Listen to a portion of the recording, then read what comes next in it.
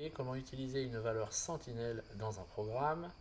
La version présentée ici est celle d'un programme qui utilise une variable booléenne. Avant de commencer à décrire le programme en détail, on a besoin de définir certaines notions. D'abord, qu'est-ce qu'une valeur sentinelle? Une valeur sentinelle, c'est une valeur que devra taper l'utilisateur au clavier pour que le programme s'arrête. Un exemple typique de valeur sentinelle est la lettre Q. Quand tu veux quitter un jeu, par exemple sur ton ordinateur, tu peux taper sur la lettre Q et tu quittes le jeu. Donc la lettre Q est une valeur sentinelle. Ensuite, qu'est-ce qu'une variable booléenne?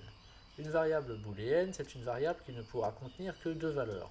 Soit la valeur true, qui en français signifie vrai, soit la valeur false, qui en français signifie faux.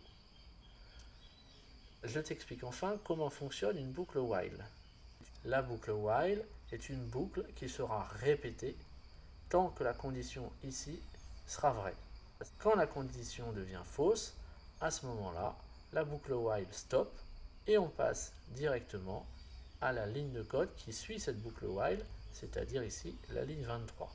Commençons à expliquer le programme. Donc moi, ce que je veux, c'est que par défaut, on rentre au moins une fois dans la boucle while.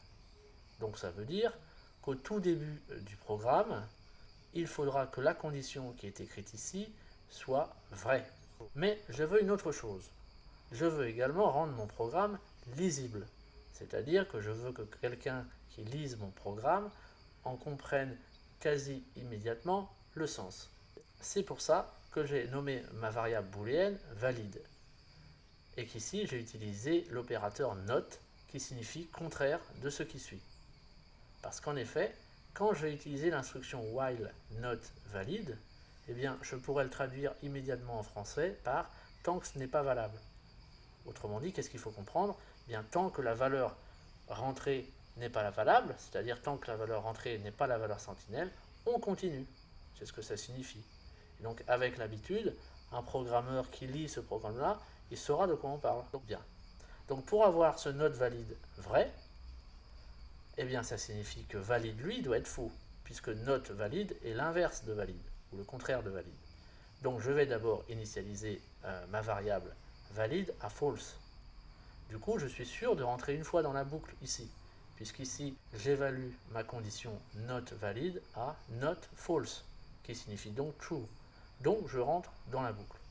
Une fois que je suis rentré dans la boucle, je demande à l'utilisateur un nombre. Deux cas sont possibles.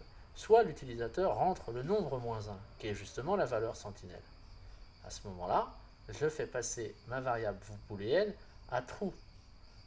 Parce que, une fois que je vais venir tester la condition, ici, not valide, et bien comme j'ai fait passer valide à true, not valide, lui, passera à not true, c'est-à-dire à false.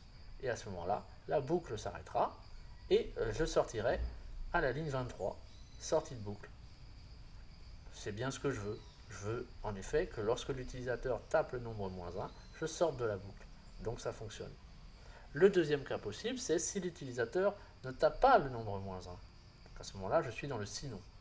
Bon, sinon, on affiche à l'écran encore dans la boucle. Voilà le principe du code. Alors exécutons-le pas à pas pour bien comprendre ce qu'il fait. Donc d'abord, on commence par créer la variable booléenne valide qu'on initialise à false. Donc ensuite, maintenant ici, le programme va venir tester la condition not valide. Not valide, ce sera not false. Not false, c'est true. Donc il rentre dans la boucle. Et il me demande un nombre. Si je rentre le nombre 2, qui n'est pas moins 1, à ce moment-là, je vais rentrer dans le sinon. Et normalement, à l'affichage, on devrait avoir encore dans la boucle.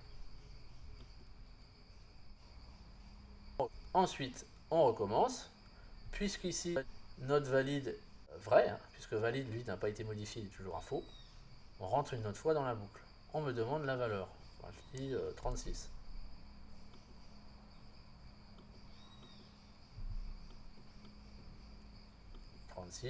Encore dans la boucle. On recommence, et cette fois-ci, je rentre moins 1. Donc là, j'ai rentré la valeur sentinelle. Regardons ce qui se passe. Regarde surtout ici. je soumets et je continue. Là, tu vois qu'on est rentré dans le si et que du coup, valide est passé à true. Donc, quand l'ordinateur va venir maintenant évaluer cette condition, ce sera not true. Or, not true, ben, c'est false. Donc, on va sortir de la boucle. On va arriver à la ligne 23 et on va afficher sortie de boucle. Et on a donc bien l'effet recherché. Tant qu'on n'a pas rentré le nombre -1, on reste dans la boucle. Quand on rentre le nombre -1, on sort de la boucle. Voilà, cette vidéo est terminée.